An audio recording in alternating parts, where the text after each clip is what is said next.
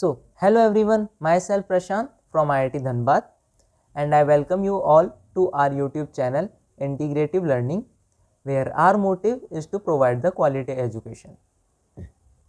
So I am back with lecture number 6 of video series Classification of Elements and Periodicity in Properties.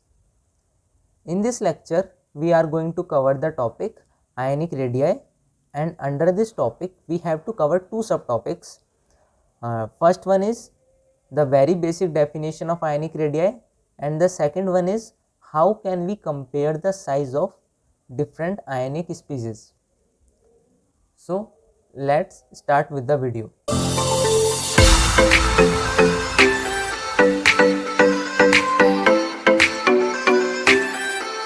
When we read the term ionic radii, the basic meaning that comes to our mind is the radius of ions. So there is a term called ions. First we will discuss what are ions and different types of ions. Then we move on to our topic ionic radii. So what are ions? Ions are an atom or a molecule with a net electric charge due to loss or a gain of one or more electrons. If we consider the example of sodium atom, whose atomic number is 11, and electronic configuration is 1s2, 2s2, 2p6 and 3s1. And the Lewis structure of sodium atom, first we will make nucleus, then our first cell,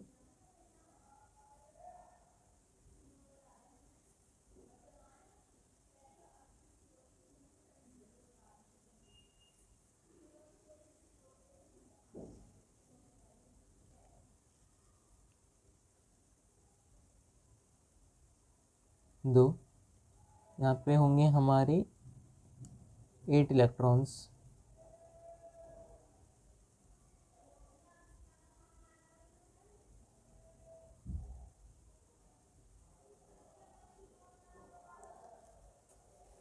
so here the number of electrons are 11 and number of protons are also 11. So if we see the structure, then in this case it is easy to remove one electron then gaining an electron, because after the removal of one electron it will attain the stable noble gas configuration. So if we remove the one electron, then it become Na plus, where number of electrons is 10 and number of protons is still 11. So here sodium will get net positive 1 charge after the removal of one electron, that is it become Na plus. Now if we consider the another example of Cl atom, whose atomic number is 17 and electronic configuration is 1s2, 2s2, 2p6, 3s2, 3p5. So we have written the electronic configuration of Cl atom. Now we will draw the Lewis structure of Cl. This is nucleus,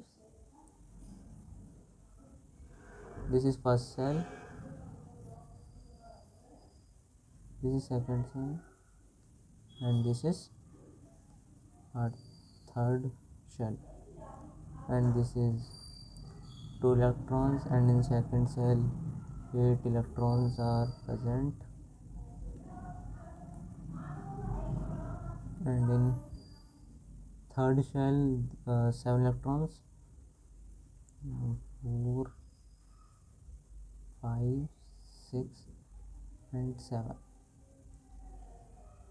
Now if we consider the case of Cl atom whose atomic number is 17 and electronic configuration is this, so if we see the Lewis structure, then in this case it is easy to gain electron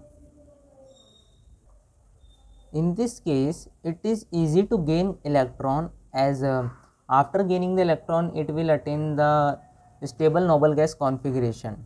So after gaining the electron we get negative minus charge on a Cl and it becomes Cl minus. So if we move further, then so there are two types of ions. First one is cation and second one is anion. Cations are formed by the loss of one or more electrons, and anions are formed by the gain of one or more electrons. Or in a simple way we can say that cations are the ions with a positive charge and anions are the ions with a negative charge. As in case of a Na, we remove one electron, so it become Na plus. It has a positive charge, so we can say it as a cation. In case of Cl minus, it has gained one electron and it has a negative charge, so we can say Cl minus as an anion. Now the designation of cation and anion come from the early experiments, come from the early electricity experiment. As we know, the battery has two poles. The positive one is called anode and the negative one is called cathode. So from the early electricity experiments, it is seen that the negative charge particles are moved towards the positive pole of battery, that is anode, and the positive charge particles are moved towards the negative pole of battery, that is called cathode. That's why positive charge particles are called cations and the negative charge particles are called anions.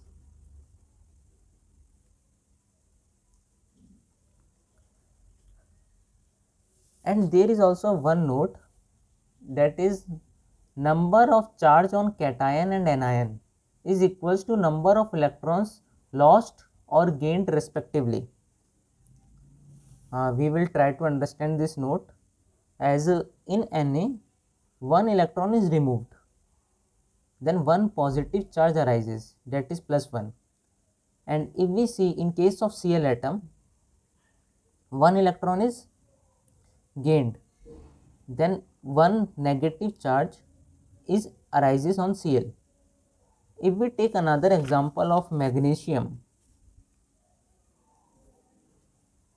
whose atomic number is 12 and electronic configuration is 1s2, 2s2, 2p6, 3s2, and in this case we can remove two electrons to attain the stable noble gas configuration. Noble gas configuration. If we remove the two electrons, then the +2 charge arises on Mg. So we can say the number of charge on cation and anion is equals to number of electrons lost or gained respectively. As we have completely understood what are ions and different types of ions, now we move on to our topic, ionic radii. Now first we will understand the definition of ionic radii. So the definition says the effective distance from the center of nucleus of the ion up to which it exerts its influence on its electronic cloud. But as I have told you in the topic atomic radii, that electron cloud may extend up to a large distance, but it is still important to have some value of ionic radii. So we will find the ionic radii with the help of X-ray measurements. Now the ionic radii of ions present in ionic crystal may be calculated from the internuclear distance between the two ions. Now the question arises in your mind is, what are ionic crystals? We will study the topic ionic crystal in detail in chapter solid states, but whatever is necessary to cover the topic ionic radii, we will study that. So here you can see the picture of ionic crystal. So the question is, what is ionic crystal? Then the ions bounded together by an electrostatic attraction form ionic crystal. Cation have a positive charge and anion have a negative charge, and they bound together with the help of electrostatic attraction, and they form a ionic crystal. And their arrangement, the ionic crystals arrangement, depends on two things. The first one is ion sizes, and the second thing is radius ratio. Now what is the radius ratio? Radius ratio is the positive radii of positive ion is to radii of negative ion.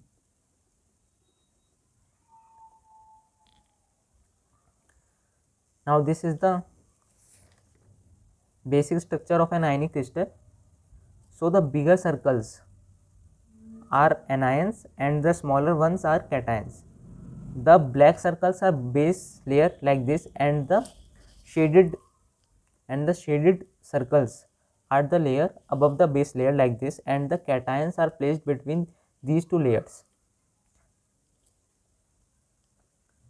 and the small cations are between the anions. And this is the picture of the basic ionic crystal. Now in ionic crystal we have seen that we can calculate the ionic radii from the internuclear distance between the two ions. Now what is the internuclear distance? Then this is the cation, this radii, and this is the anion of radii.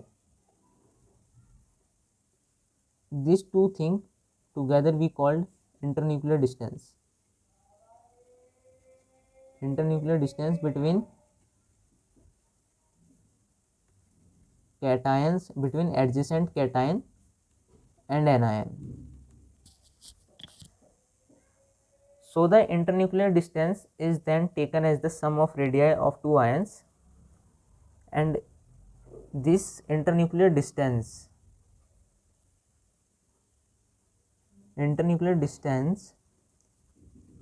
can be calculated with the help of X-ray measurements.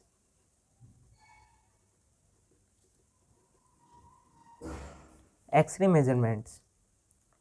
If we know the radii of one ion, then another one can be calculated by subtracting it from the internuclear distance easily. Now this is the picture of ionic crystal, and if someone asks about what are ionic compounds, then ionic compounds, I'll write the definition of ionic compounds. Ionic compounds are repeating arrays of charged cations and negatively charged particles. That is called anions.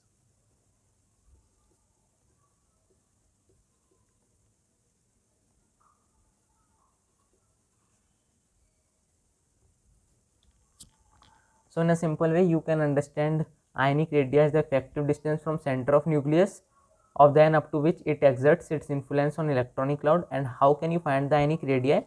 Ionic radii can only be found with the help of the X-ray measurements, and if we know the radii of one ion, then we can easily find the another radii of an ion by subtracting it from its internuclear distance, and the internuclear distance is calculated with the help of X-ray measurement. Now if we move on further and see the key points of the ionic radii, then the first point is radius of cation is invariably smaller than that of corresponding neutral atom. And this is true because what happens when one or more electrons removed? When one or more electrons removed, then two things happens. First, repulsion between repulsion between electrons in same cell decreases and the nuclear charge felt by the remaining electrons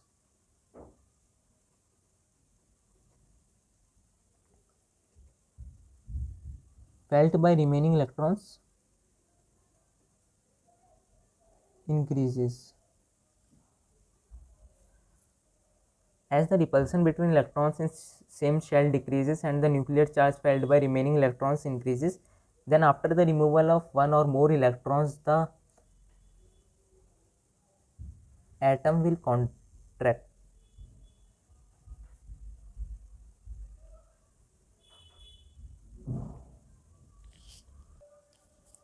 Atom will contract.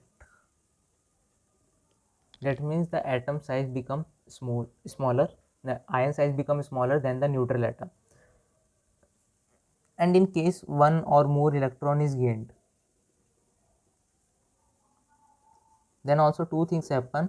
Repulsions between electrons increases and the nuclear charge felt by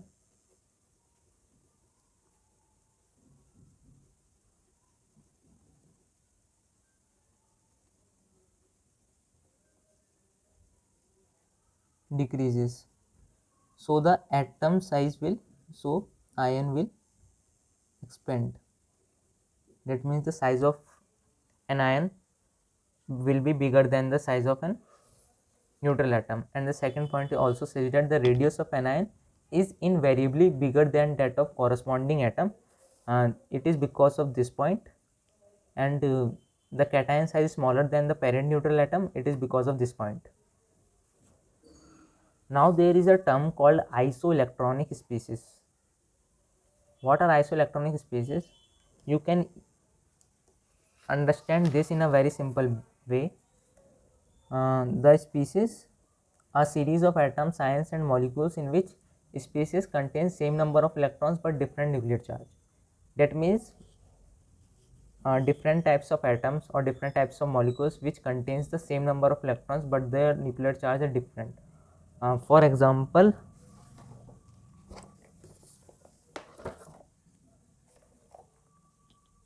if we take the example of S2 minus, Cl minus, K plus, Ca2 plus and S3 Sc3 plus.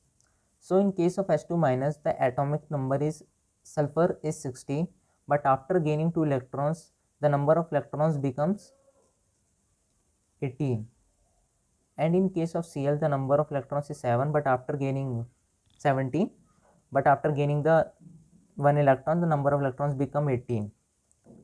As the number of electrons in potassium is 19, but after losing 1 electron it becomes 18. In case of calcium it is 20, but after losing 2 electrons it becomes 18. In case of scandium it is 21, but after losing 3 electrons it becomes 18. The number of electrons in all these atoms, in all these ions are same, that is 18, 18, 18, 18. But their nuclear charge, but their nuclear charge, sulfur's nuclear charge remains 16, Cl nuclear charge remains 17, and potassium 19 number of protons, calcium 20, and scandium it remains 21. So there is no change in the nuclear charge, but they have same but they all have same number of electrons. Now we have seen what is ionic radii, what are the isoelectronic species, and we also have seen the example of isoelectronic species. This is the example S2 minus, Cl minus, K plus, Ca2 plus and Sc3 plus. Now we will learn how can we compare the size of different ionic species. So to see this, we will take an illustration and understand how can we compare the size. For example, we will take an illustration that Cl, Cl minus and Fe plus plus. We have to compare their ionic size. For the comparison of ionic size, we have to learn about one ratio, that is Z by E ratio, where Z is the nuclear charge and E is number of electrons. And there is also a key point which have to be in our mind, that when Z by E is bigger, the ion size is also bigger. When Z by E is smaller, the ion size is also smaller. Now in case of Cl, for the case of Cl,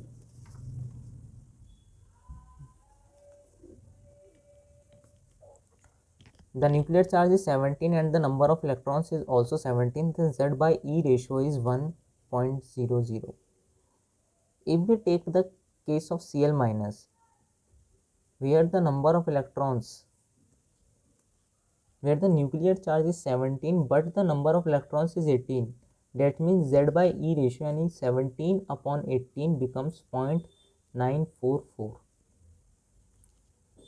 If I'll take the case of Fe plus plus, whose nuclear charge is 26, and after losing the 2 electrons, the number of electrons in Fe becomes 24, then Z by E ratio is 26 divided by 24